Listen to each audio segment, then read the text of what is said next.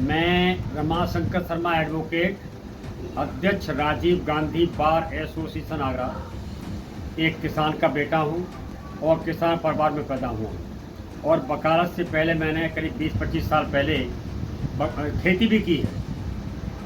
अभी हाल ही में 26 अगस्त 2024 को कंगना रनौत ने एक बयान दिया जिसमें कहा कि जो अगस्त 20 और 21 सन 2020 और 2021 में जो किसान धरने पर बैठे थे वो वहाँ पर हत्याएं हो रही थी, वहाँ पर रेप होते थे और अगर उस वक्त केंद्र की सत्ता में नरेंद्र मोदी की मजबूत सरकार नहीं होती, नेतृत्व मजबूत नहीं होता तो पंजाब में बांग्लादेश जैसे हालात पैदा हो जाते। किसान देश की रीढ़ है, हमारा देश किसानों के ऊपर निर्भर है। किसान दिन रात मेहनत करके अनाज, फल, सब्जी, दालें आज पैदा करता है, उस पर सारा देश निर्भर रहता है, जीवन यापन करता है। लेकिन कंगना रनौत ने अपनी मांगों को लेकर, और ये मांगे क्या थी, सन 2020 में प्रधानमंत्री नरेंद्र मोदी ने किसानों के खिलाफ कानून बनाए थे, उनको उनके विरोध में और एमएसपी की मांग को लेकर किसानों ने दिल्ली बॉर्डर पर अगस्त 2020 से लेकर दिसंबर 2021 तक करीब 15 महीने का धरना दिया था। कड़कड़ाती ठंड में, बरसात में, भीषण गर्मी में किसान बैठा रहा। 750 किसानों की मौत हो गई थी। लेकिन सन 2022 में जो कुछ विधानसभाओं के चुनाव थे, इसलिए केंद्र की सरकार ने अपने नुकसान को देखते हुए उस काले कानून को वापस लिया था।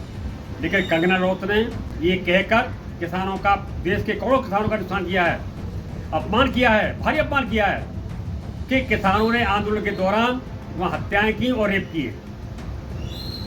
ये अपमान चूंकि मैं किसान का बेटा हूँ बर्दाश्त नहीं करूँगा। इसी तरह कंगना रनौत का ये पहला अपराध नहीं है। कंगना रनौत ने 16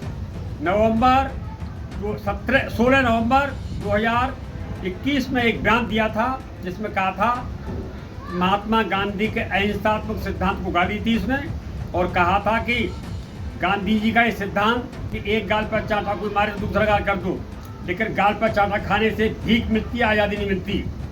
और ये भी कहा था कंगना ने कि सन 1947 में जो हमको आज़ादी मिली थी वो गांधी जी के भीख के कटोरे मिली थी, वो आज़ादी हमें भीख में मिली थी।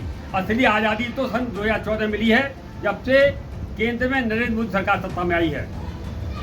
इस तरीके से कंगना रनौत ने देश के करोड़ों किसानों का, देश की जल भावनाओं का, राष्ट्रपिता महात्मा गांधी का, जिसमें हम सब लोग शामिल हैं, सबका अपमान किया है। मैंने कंगना रनौत के खिलाफ ये 30 अगस्त 2024 को पुलिस आयुक्त आगरा और SHO न्यू आगरा को एक एप्लीकेशन भेजी थी, शिकायत पत्र भेजा था कि कार्रवाई की जाए, लेकिन कोई कार्रवाई नहीं हुई। तब मैंने स्पेशल कोर्ट MP MLA में एक कंगना रनौत के खिलाफ बात दायर किया है, देशद्रोह का और देश के अपमान का। कोर्ट ने 17 सितंबर की तारीख सुनवाई के लिए रख दी है, जिसमें मेरा बयान होना है।